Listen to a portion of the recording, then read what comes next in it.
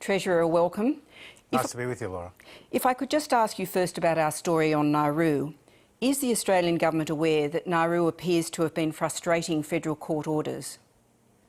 Look, I'll leave the comment on particular cases to the Minister, Peter Dutton, but as I understand it, the medical services are provided on Nauru through a contractor, whether they be GP services, specialist services, counsellors, and there are opportunities for medical transfers. They're assessed on a case-by-case basis in consultation with medical practitioners on the ground. Thank you. Well, if we can turn to your meeting with the State and Territory Treasurers today, they've agreed to your proposal for a new carve-up of the GST to help Western Australia, but they want a legislated guarantee as well that they won't be worse off if circumstances change. That's reasonable, isn't it? Well, they're all going to be better off as a result of the Morrison government's reforms to the GST. The integrity, Laura, of the GST was threatened when Western Australia was receiving just 30 cents in the GST dollar. The Northern Territory, with 1/10 of the population of Western Australia, Tasmania with 1/5 of the population, was receiving more GST revenue than Western Australia itself. So we approached the Productivity Commission.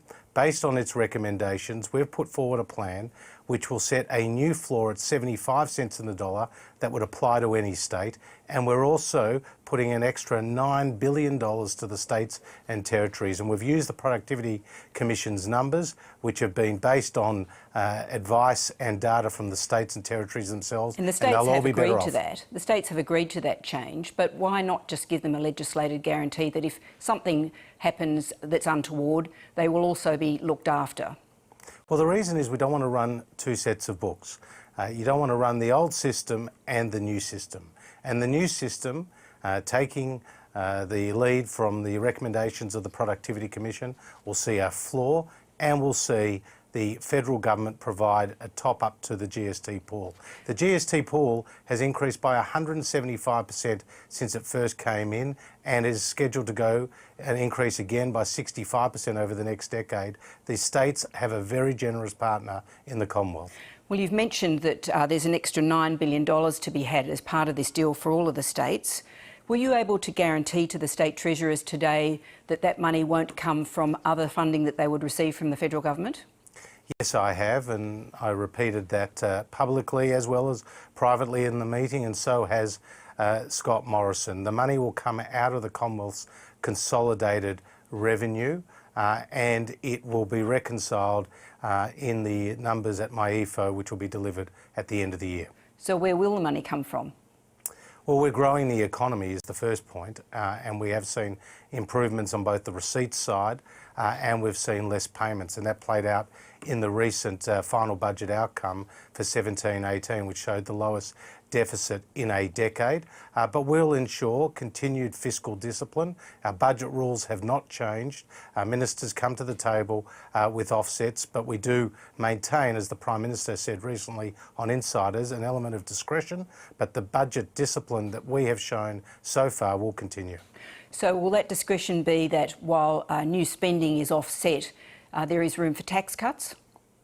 Well, we've certainly legislated significant tax cuts, both at an income level as well as for small and medium-sized enterprises. It's no secret that the government is considering bringing forward that tax relief for small and medium-sized enterprises, and that Bill Shorten has committed to wind back what we've already legislated. That's where he will increase the taxes by $200 billion across the economy.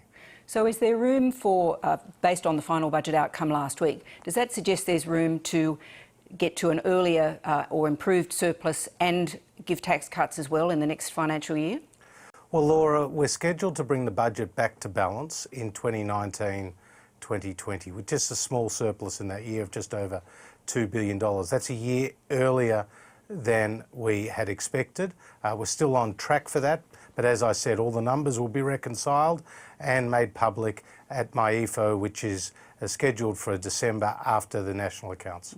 You mentioned earlier that there were underspends in the budget. One of the biggest ones was $2.5 billion less spent on the National Disability Insurance Scheme than planned. Will that money stay in the pot for the NDIS? And does it suggest that the toughening up of guidelines that was done recently for the scheme may have been too tough? Well, we also saw an underspend in the year prior as well.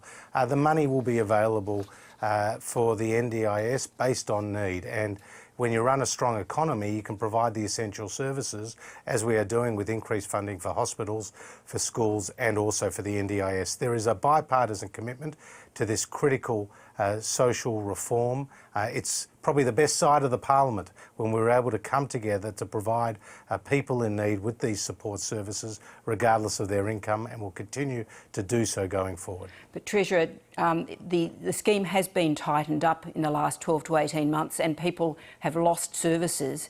Is it time to review those figures and review the scheme and how it's implemented in the light of the underspend?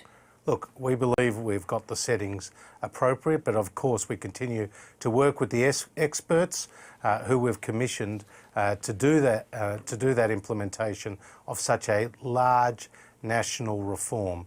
We work closely with the states. I've spoken to fellow treasurers about it, and we're all committed to ensuring that the NDIS works, but that it's a sustainable investment in Australia's future for the long term. Well, we're almost out of time, but I wanted to ask you about the Banking Royal Commission. The government delayed calling the Royal Commission and subsequently conceded that that was the wrong decision. Are you delaying the inevitable again by saying you want to talk to the industry, consider what you're going to do? Should you be taking a more proactive approach to both reviewing legislation governing this entire sector as well as regulation? Well, we have been very proactive in putting in a series of measures to deliver better consumer outcomes in the financial sector.